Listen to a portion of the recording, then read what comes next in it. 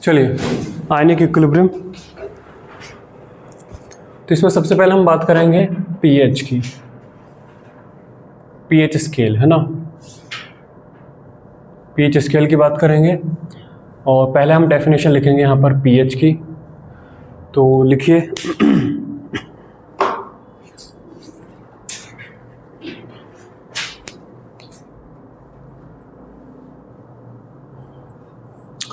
in chemistry pH represent the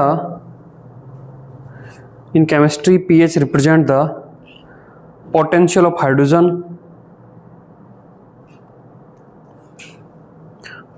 hydrogen, or power of hydrogen,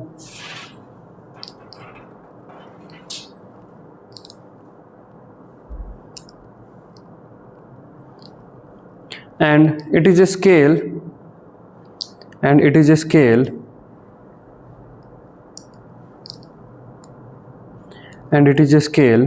used to specify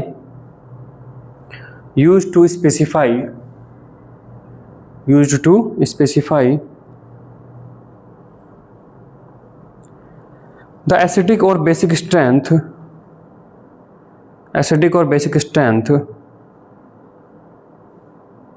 of any aqueous solution।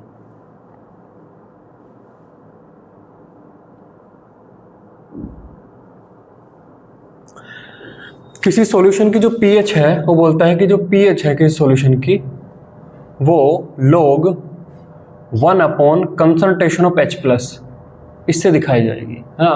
That means हम ये देखें तो pH equals to minus of log of concentration of H plus, इससे हम इसे दिखाएंगे। हम direct भी तो H प्लस की कंसंट्रेशन बता सकते थे, हम डायरेक्ट भी तो कह सकते थे ना इस सॉल्यूशन में H प्लस की कंसंट्रेशन इतनी है।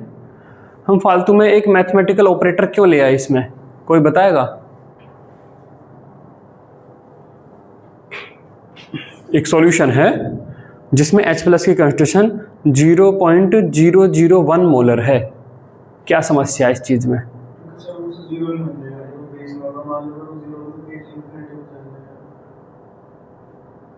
क्या चला जाएगा? इन्फिनिटी पे कैसे चला जाएगा? मतलब उससे क्या फर्क पड़ रहा है?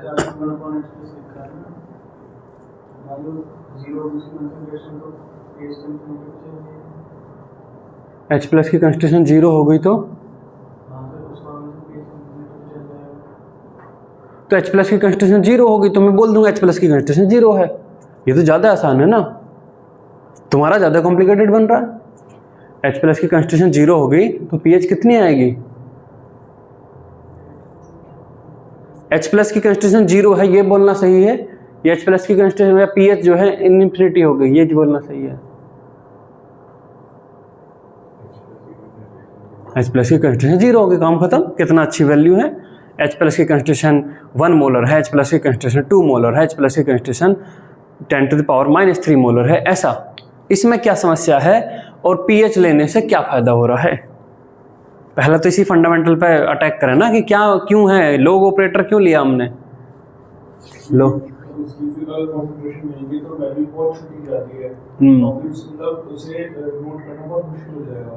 यस यही कारण है ना। बेसिकली जो पीएच स्केल है वो वीक एसिड वीक बेस की कंसंट्रेशन को रिप्रेजेंट करने के लिए बनाया गया है। अगर आपके पास कोई H2SO4 सॉल्यूशन है जिसकी कंसंट्रेशन 2 मोलर है तो बहुत बढ़िया है, 2 मोलर है, 3 मोलर है, बड़ी आसानी से समझ में आ रहा है।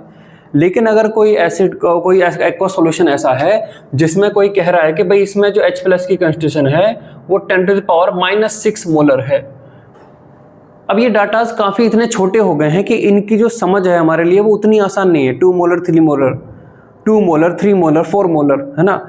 एक आम आदमी है जो 50,000 रुपये महीना कमाता है, उसके लिए कि भैया फलाने जो फेसबुक है उसकी कीमत इतने 500 बिलियन डॉलर है और जो है फलाने देश की इकोनॉमी जो है 4000 बिलियन डॉलर है, वो तो पल्ले ही नहीं पड़ेंगे। क्या बात कर रहा भाई, 50,000 रुपये 60,000 2-3 लाख तो समझ में आएगा। कोई 50 लाख 10 लाख इतने समझ में आ जाएंगे उसे कि कोई चीज़ 50 लाख की है, ये कार 50 लाख की हुआ है, ये ज़मीन का प्लॉट जो है 1 करोड़ का, ये तक तो समझ में आ जाएगा। जब चीज़ें बहुत ज़्यादा जाने लगेंगी कि फलाने 200 बिलियन डॉलर 200 बिलियन रुपये, उसे कुछ पल्ले ही नहीं पड़ेगा भाई कितने में बात कर रहा था, कहाँ बात कर रहा है। तो अपने लेवल की चीज़ें वो समझ पा रहा है आदमी। ऐसे हम ह्यूमन बीइंग के लिए भी जब डाटा बहुत बड़े होते हैं, जब डाटा बहुत बड़े होते हैं तो हम करोड़ अरब ये सब क्यों यूज करने लगते हैं? हम डायरेक्ट ऐसे क्यों नहीं बोलते एक के आगे 2 है 15 जीरो इतनी वैल्यू है, समझ में नहीं आएंगे कितनी एक्चुअल वैल्यू है। जब डाटा बहुत छोटे होने लगे तब हम 10 टू द पावर वगैरह क्यों यूज करते हैं? क्यों? जिससे थोड़ी सी चीज़ें समझ में आए। लेकिन अगेन इतनी फिर भी ये समझने में इतनी ज़्यादा आसान नहीं लग रही। लेकिन अगर आप इसी का log ले लेते हो, मान लो आप यहाँ पे लिखते हो minus of log of concentration of H plus, तो यहाँ पर कितना हो जाएगा minus of log of 10 to the power -6, और ये कितना बन जाएगा 6। दैट मीन्स pH आपकी हो जाएगी 6। तो अगर H प्लस की कंस्टिट्यूशन है 10 टू द पावर -6 मोलर, तो pH है 6। देखो कितना आसान लग रहा हो, pH 6 है ना। किसी अगर यहाँ पर 10 टू पावर -8 हो जाए तो देखो pH 8 है। ये डाटाज अब समझने में आसान लग रहे हैं, मतलब एक तरीके से ज़्यादा यूजेबल लग रहे हैं, ज़्यादा यूजेबल लग रहे हैं। कहीं पर हमें प्लॉट करना हो, है ना, कहीं पर अगर हमें कोई प्लॉटिंग यहाँ पर करनी हो कि y एक्सिस पर आपकी pH दी हुई है, x एक्सिस पर volume of acid, volume of acid ml में डाला जा रहा है कहीं पर टाइट्रेशन में, तो pH जो है आपकी 2, 3, 4, 6 ऐसी वैल्यू में चल रही होगी तो आप इसे आसानी से प्लॉट कर पाओगे।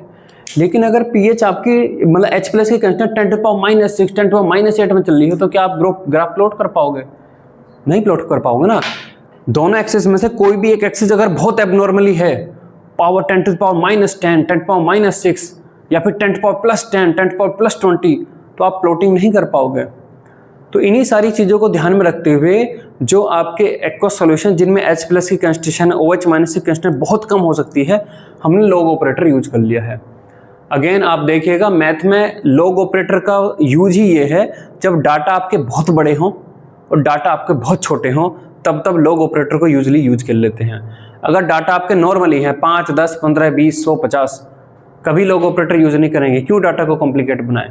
ठीक है, तो हमारे ये जो pH स्केल है usually weak acid weak base type के जो सॉल्यूशन है उनके लिए बनाया गया है, जहां पर H प्लस की constant 10 to power -4, 10 to power -5, 10 to power -7 ऐसे जाने लगती है।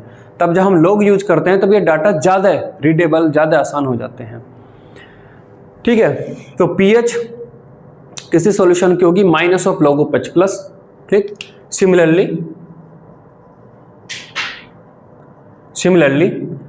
कोई एक्वस सॉल्यूशन है तो उसमें OH माइनस की भी तो कंसंट्रेशन होगी, तो सिमिलरली POH को हम रिप्रेजेंट करेंगे minus of log of concentration of OH minus. ठीक है, थोड़ी देर बाद अभी हम रिलेशन फिर देखेंगे कि pH और POH में किस तरीके से रिलेशन बनता है। ठीक, एट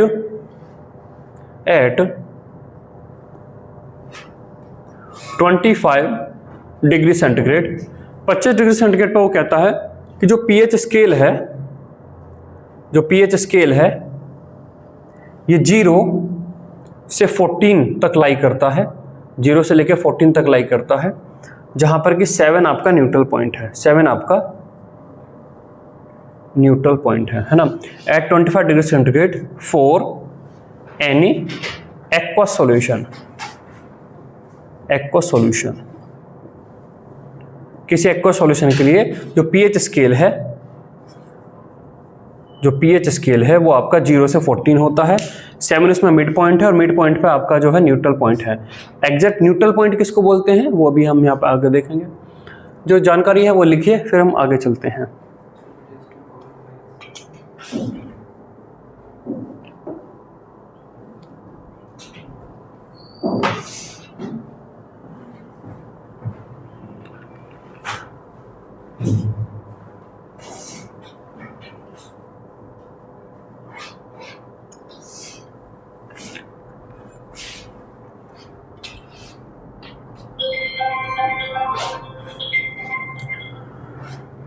यहाँ पर 7 से अगर आप 14 की तरफ चलते हैं तो सॉल्यूशन आपका मोर एंड मोर बेसिक होता चला जाता है। 7 से अगर आप 0 की तरफ चलते हैं तो सॉल्यूशन आपका मोर एंड मोर एसिडिक होता चला जाता है। ठीक है, लिखो ये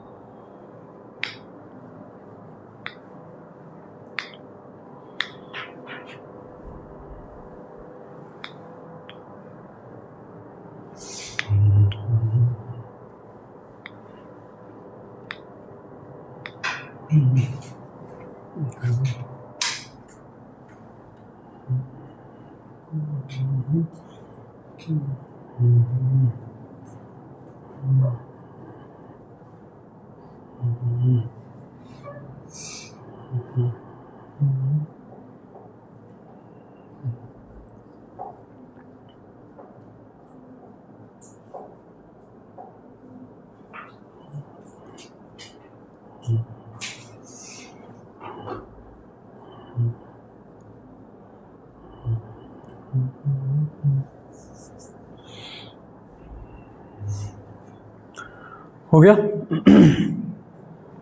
चलिए आगे चलते हैं। हेडिंग डालिए pH of strong acid and strong base.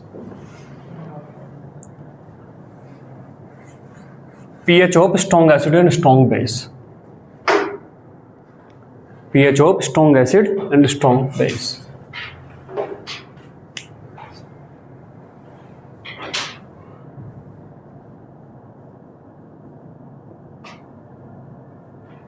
तो पहले तो हम बात करें कि स्ट्रॉन्ग एसिड किसको बोलेंगे। स्ट्रॉन्ग एसिड किसको बोलेंगे? स्ट्रॉन्ग एसिड जो H प्लस ज़्यादा दे। बताओ pH 0 हो।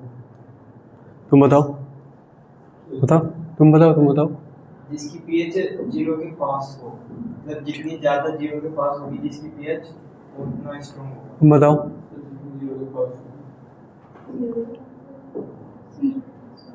कुछ भी एक बोल दिया तो फिर बोलते चले जाते हैं। 0.001 मोलर HCl की pH बताओ कितनी है? 0.001 मतलब 10⁻³ मोलर HCl की pH क्या आएगी? 3। 10⁻⁵ मोलर HCl की pH क्या आएगी? तो कहाँ है 0 के पास? HCl स्ट्रॉन्ग एसिड है या नहीं है? पहले ये बताओ। तो ज़्यादा H प्लस आयन प्रोड्यूस करे, सब गलत है। मैं डाइल्यूट कर दूंगा स्ट्रॉन्ग एसिड को, pH आ जाएगी 5 आ जाएगी 6 आ जाएगी, सब आ जाएगी, कुछ भी आ जाएगी। स्ट्रॉन्ग एसिड उसको बोला गया है, पानी लिया आपने, 1 लीटर पानी लिया आपने, किसी एसिड के अगर 100 मॉलिक्यूल डाले, मान लो HCl के 100 मॉलिक्यूल डाले, तो 100 के 100 मॉलिक्यूल टूट के 100 H प्लस बना देंगे, 100 Cl माइनस बना देंगे। मतलब ऐसे एसिड या बेस जो आपके 100% डिसोसिएशन दिखाते हैं। Those acid are known as the strong acid. उसी तरीके से स्ट्रॉन्ग बेस, ठीक है। तो स्ट्रॉन्ग एसिड जैसे कि यहाँ पर देखिए HCl आपका स्ट्रॉन्ग एसिड होगा। आप उसके 100 मॉलिक्यूल डालोगे तो 100 मॉलिक्यूल टूट के 100 H प्लस 100 Cl माइनस बनाएंगे। HCl, HBr, HI, H2SO4, ठीक है, HNO3, HClO4 एक्सेट्रा, ये सारे के सारे स्ट्रॉन्ग एसिड हैं। पानी में आप इनके जितने मॉलिक्यूल डालते हो सबके सब 100% टूट जाते हैं। स्ट्रॉन्ग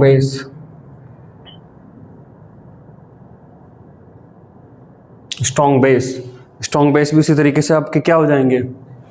एल्कली मेटल के बेस LiOH, NaOH है ना, KOH, वही RbOH। फिर आपके एल्कलाइन अर्थ मेटल के बेस, लेकिन ऊपर वाले 2 बेस स्ट्रॉन्ग बेस नहीं है, तो बेरिलियम हाइड्रोक्साइड, मैग्नीशियम हाइड्रोक्साइड नहीं लेंगे, calcium hydroxide SrOH twice etcetera, ये आपके स्ट्रॉन्ग बेस हैं।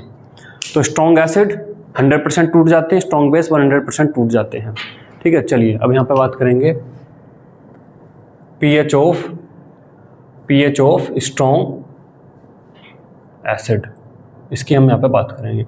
मान लीजिए आपके पास है 0.01 मोलर H2SO4, ठीक है। अगर ये 0.01 मोलर H2SO4 है तो ये H प्लस की जो कंसंट्रेशन देगा ये 100% टूट जाएगा। H प्लस की कंसंट्रेशन सॉल्यूशन में कितने मोलर देगा?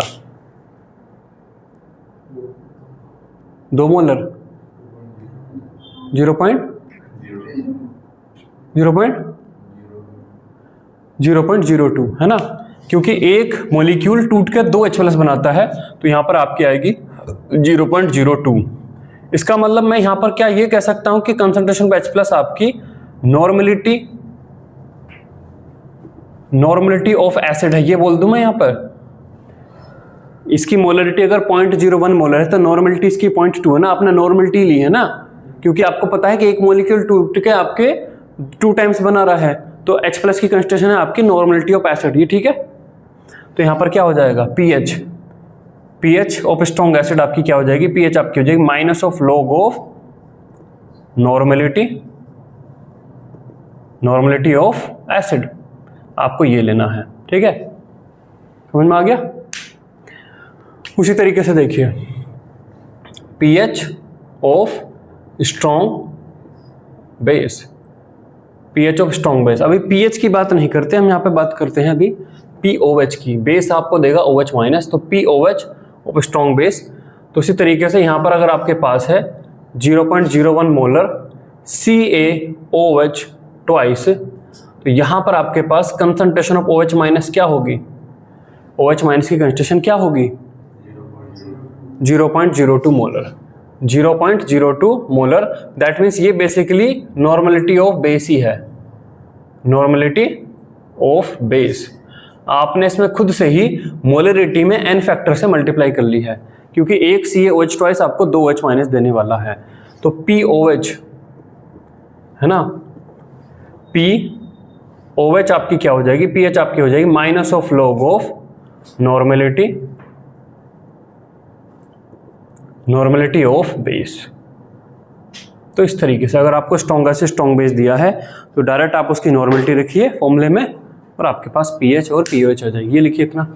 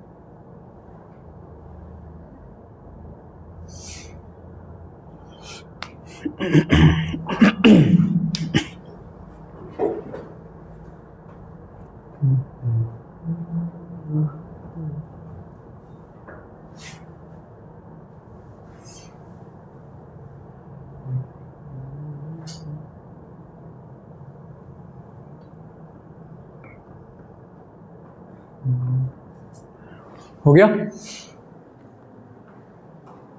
चलिए अब हम यहाँ पे देखते हैं कि अगर दो स्ट्रॉन्ग एसिड को मिक्स करें तो मिक्स करने के बाद क्या पीएच बनेगी, दो स्ट्रॉन्ग बेस को मिक्स करें तो क्या पीएच बनेगी, और एक स्ट्रॉन्ग एसिड और एक स्ट्रॉन्ग बेस को मिक्स करते हैं तो पीएच आपकी कैसे बनती है।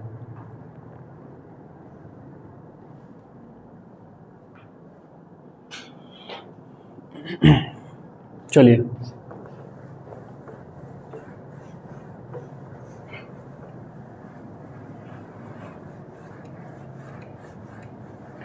तो पहला यहाँ पर देखिए, फर्स्ट केस यहाँ पर देखिए, pH of mixing of 2 strong acid, strong acid, 2 strong acid को अगर मैं मिक्स करता हूँ, मान लीजिए आपके पास है एसिड 1 और आपके पास है एसिड 2।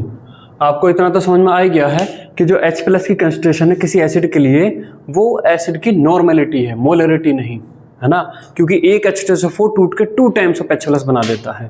ठीक, तो यहाँ पर मान लो एसिड 1 है, उसकी नॉर्मेलिटी है N1 और उसका वॉल्यूम है V1। एसिड 2 की नॉर्मेलिटी है N2 और वॉल्यूम है यहाँ पर V2।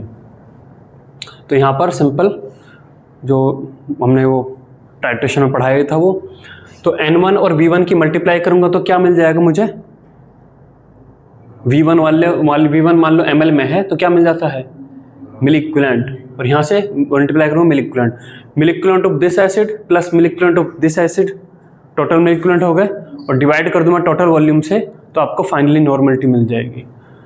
तो दैट मीन्स जब 2 एसिड को मिक्स करूंगा तो फाइनल नॉर्मलिटी, है ना, नॉर्मलिटी फाइनल आपको मिलेगी, और जो नॉर्मलिटी फाइनल है वही आपकी H प्लस की फाइनल कंसंट्रेशन है, यही तो है, जो नॉर्मलिटी है वही तो H प्लस की कंसंट्रेशन को दिखा रहा है इसमें। तो ये आपकी क्या हो जाएगी, ये आपकी हो जाएगी N1 multiply by V1 plus N2 multiply by V2 और डिवाइड कर दीजिए total volume V1 plus V2 से। ठीक है, ये हो जाएगा। सेकंड केस देखिए, POH of mixing of 2 strong base, 2 strong base को अगर मैं ऐड करता हूँ तो अगेन यहाँ पर आपके पास है बेस 1 बेस 2, अगेन यहाँ पर N1 नॉर्मलिटी है, V1 वॉल्यूम है, N2 नॉर्मलिटी है और आपके पास V2 वॉल्यूम है। तो आपके पास नॉर्मलिटी फाइनल, तो जो नॉर्मलिटी फाइनल होगी वही तो concentration of OH minus final होगी, और ये आपकी क्या हो जाएगी, N1 into V1 plus N2 into V2 और डिवाइड बाय आपका V1 प्लस V2, ये हो जाएगा, फाइनल आपकी OH माइनस आ जाएगी। थर्ड केस देखिए, मिक्सिंग ऑफ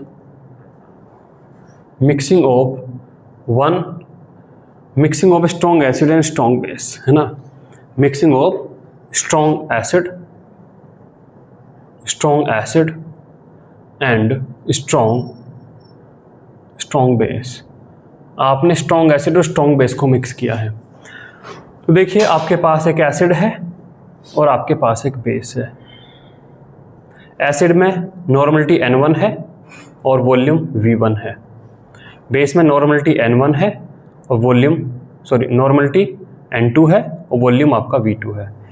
ये जो नॉर्मलिटी है ये H प्लस की कंसंट्रेशन दिखा रहा है, ये जो नॉर्मलिटी है ये OH माइनस की कंसंट्रेशन दिखा रहा है। तो यहाँ पर जब इनकी मल्टीप्लाई करोगे तो ये एसिड के मिल इक्विवेलेंट आएंगे, जब इनकी मल्टीप्लाई करोगे तो बेस के मिल इक्विवेलेंट आएंगे।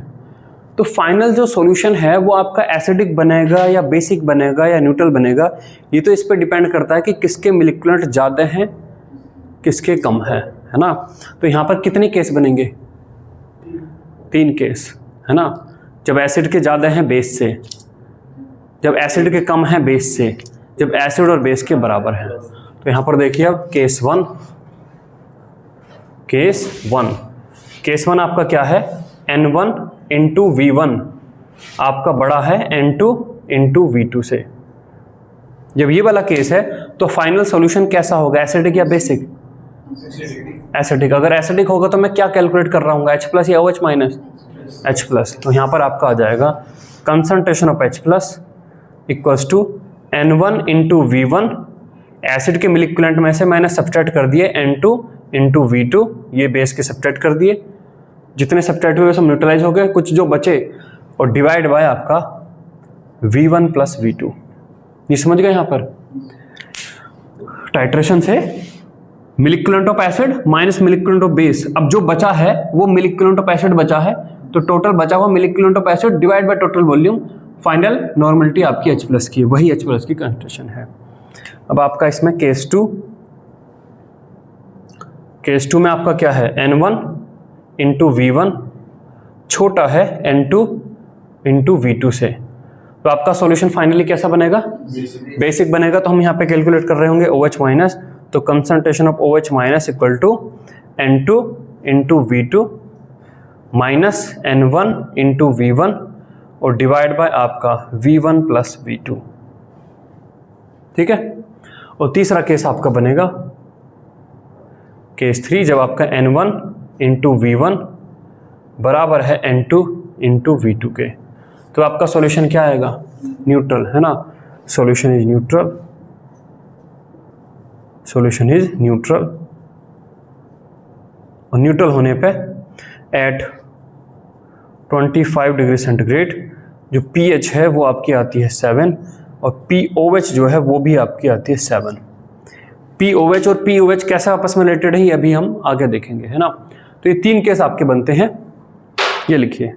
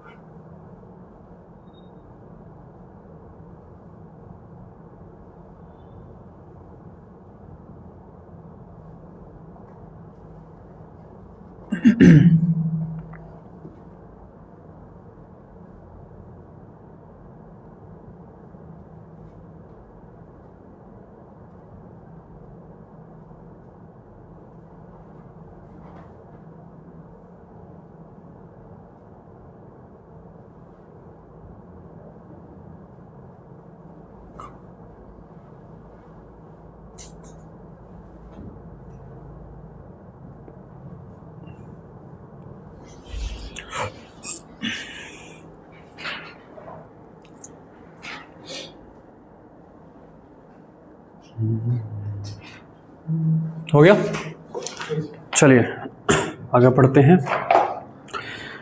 कुछ जनरल चीज़ों की पीएच क्या आपको पता है कि कितनी रहती होगी? पानी की जो पीएच है, जो बोटल्ड वाटर आता है, ड्रिंकिंग वाटर, कितनी पीएच है उसकी? गवर्नमेंट की रेगुलेशन के अकॉर्डिंग कितनी पीएच से कितनी पीएच तक का पानी बेच सकते हो आप? एग्जैक्ट 7 रहती है क्या उसकी पीएच? कितनी रहती है तो फिर?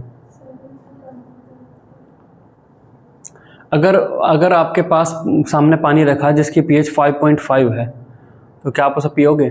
लो पानी 5.5 पीएच का है, पियोगे नहीं पियोगे? एसिडिक होगा। कितना एसिडिक हो जाएगा?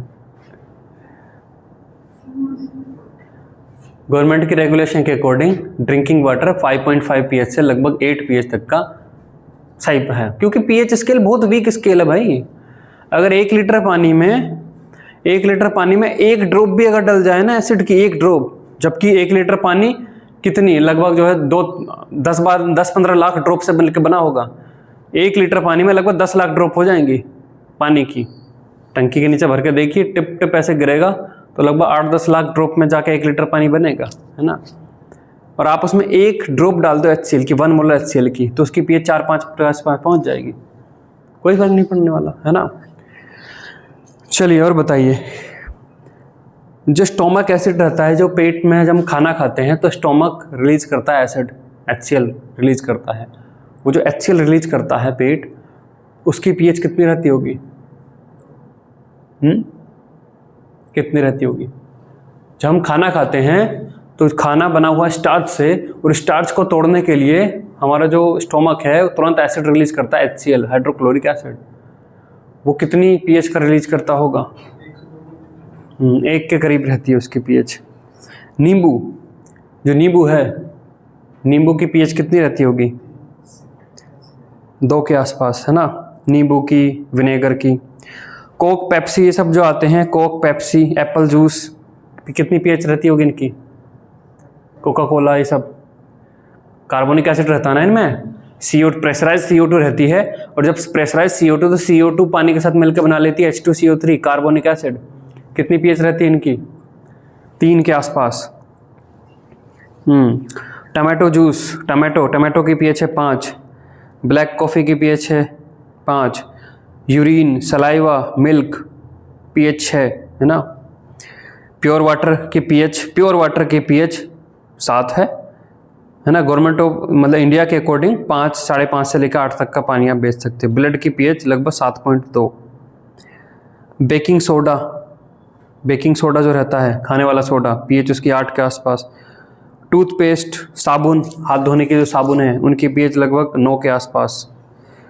मिल्क ऑफ मैग्नीशिया, पेट में जब एसिडिटी हो जाती है तो एक वो आता है प्रोडक्ट, डाइजीन आता है ना, तो डाइजीन का मोस्ट ऑफ द जो कंपोनेंट है वो मिल्क ऑफ मैग्नीशिया, मतलब मैग्नीशियम हाइड्रोक्साइड का सॉल्यूशन है। पीएच रहती है उसकी 10। Hair straightener shampoo pH 12। Bleach pH 13, है ना। कास्टिक सोडा पीएच 14 के आसपास। तो ये सब इन जनरल पीएच हैं घरेलू चीज़ों की, सामान की, है ना। चलिए अब आगे इंपॉर्टेंट चीज़ पे चलते हैं।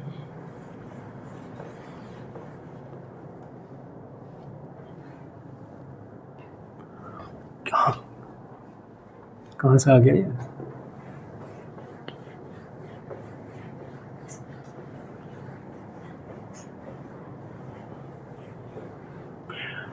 सेल्फ आयनाइजेशन ऑफ वाटर और autoprotolysis. Self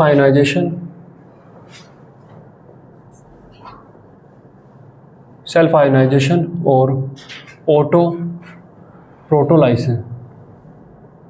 प्रोटोलाइसिस of water, autoprotolysis of water, है ना। तो इसमें देखिए जो आपका पानी होता है H2O जो होता है, H2O आपका खुद से ही टूट जाता है, किसमें, H+ में और OH- में, इसमें आपका ये टूट जाता है, ठीक है, इसमें आपका ये टूट जाता है। ये जो टूट रहा है इसका कोई इक्विलिब्रियम कांस्टेंट होगा, KEQ हम इसे लिख लेते हैं, KEQ लिख लेते हैं।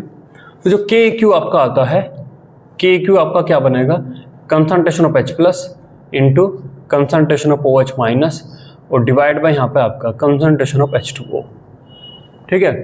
कंसंट्रेशन ऑफ H2O को हम इधर यहाँ पे ले जाते हैं, तो K equilibrium into concentration of H2O equals to concentration of H+ और कंसंट्रेशन ऑफ OH-। अगर आप H2O की कंसंट्रेशन देखें तो कंसंट्रेशन ऑफ H2O क्या आती है, कंसंट्रेशन ऑफ H2O प्योर पानी में पानी की कंसंट्रेशन क्या है, मोलरिटी क्या है। 1 लीटर अगर आपने पानी लिया हुआ है तो नीचे वॉल्यूम क्या आ जाएगा, 1 आ जाएगा, ऊपर आपने लिया है 1000 ग्राम पानी, तो 1000 डिवाइड बाय 18 इतने मोल आ जाएंगे। 1 लीटर पानी में पानी के खुद के इतने मोल हैं, वॉल्यूम इतना है, तो ये आपका आ जाता है 55.55 मोलर। तो पानी में खुद पानी की जो कंसंट्रेशन है 55.55 मोलर है। दैट मीन्स आपने 1 लीटर पानी लिया है तो 55.55 मोल आपके पास पानी के हैं। तो यूजुअली पानी में आप थोड़ा सा क्या डालोगे, 55.55 मोल में आप 0.1 मोल एसिड डालोगे या 0.1 मोल बेस डालोगे। तो ये जो 55.55 हम इसको नियरली कांस्टेंट मान लेते हैं, है ना। तो यहाँ पर देखिए खुद पानी के लिए ये तो कांस्टेंट है ही है, किसी एक्वस सॉल्यूशन के लिए भी हम इस वैल्यू को कांस्टेंट मान लेते हैं और ऐड, है ना। अब यहाँ पे देखिए constant multiply by another constant, तो हम इन दोनों कांस्टेंट की बजाय यहाँ पे लिख देते हैं KW, कांस्टेंट फॉर वाटर, है ना, KW। तो KW आपका यहाँ पर कंसंट्रेशन ऑफ H+ और यहाँ पर आपका कंसंट्रेशन ऑफ OH-। अब यहाँ पर एट 25 डिग्री सेंटीग्रेड हमें देखने को मिलता है, 25 डिग्री सेंटीग्रेड जो H+ की कंसंट्रेशन है वो आपकी OH- की कंसंट्रेशन के बराबर है। दैट मीन्स एक ही मॉलिक्यूल ने टूट के ये बनाए हैं, तो अगर एक मॉलिक्यूल टूटेगा तो एक H+ बनेगा, एक OH-।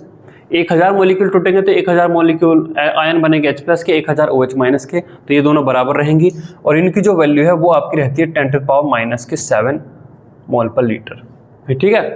दैट मीन्स अगर आपने 1 लीटर पानी लिया है, कितना, 1 लीटर पानी लिया है, तो उसमें आपको 10⁻⁻7 मोल मिलेंगे H+ और 10⁻⁻7 मोल आपको मिलेंगे उसमें OH-, और खुद पानी वहाँ पे 55.55 मोल मिलेगा। That means at 25 degree centigrade KW की वैल्यू आपकी होगी 10⁻⁻14, ठीक है। और ये चीज़ आपकी क्या है, कांस्टेंट है, ये चीज़ आपकी एक कांस्टेंट है, ठीक है। तो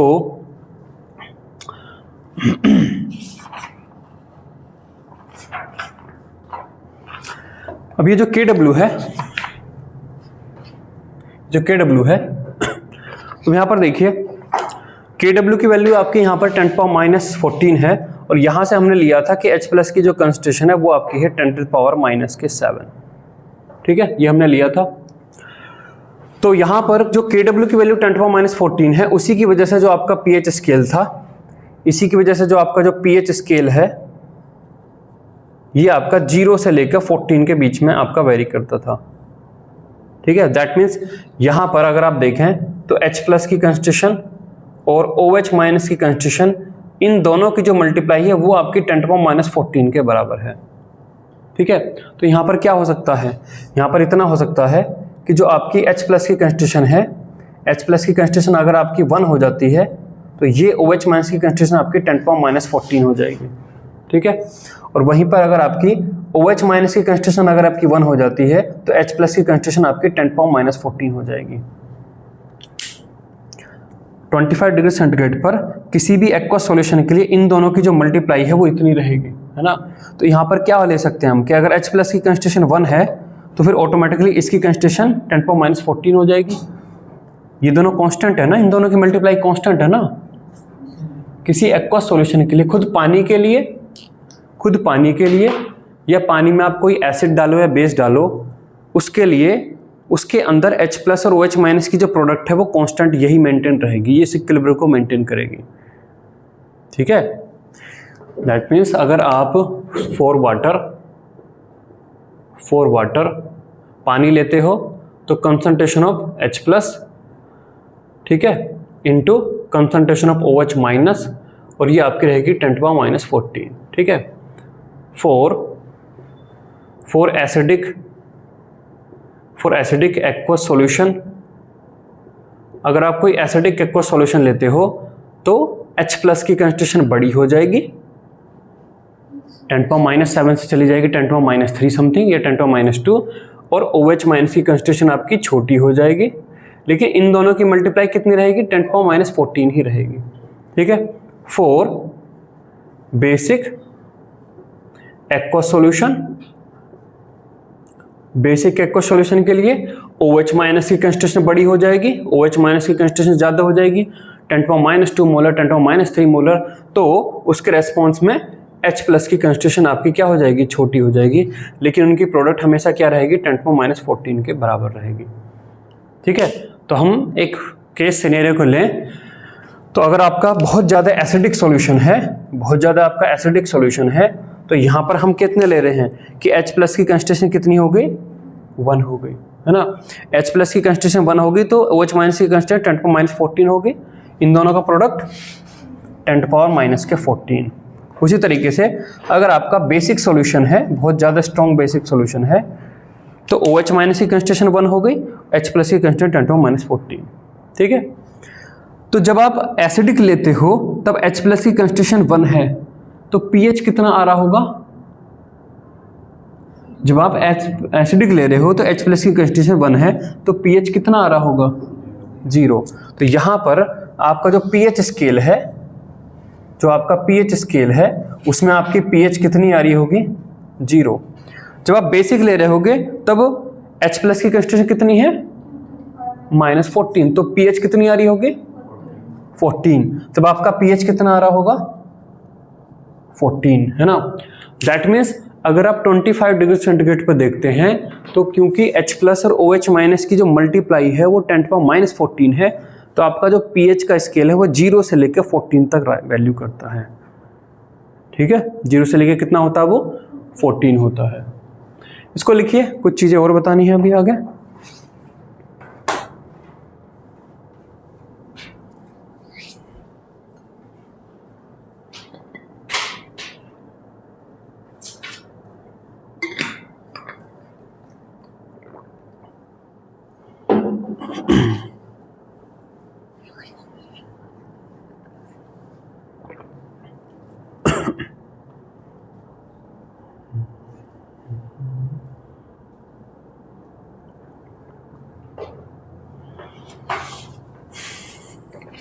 चलिए, अभी तो टाइम हो गया, नेक्स्ट क्लास में ही बताया जाएगा।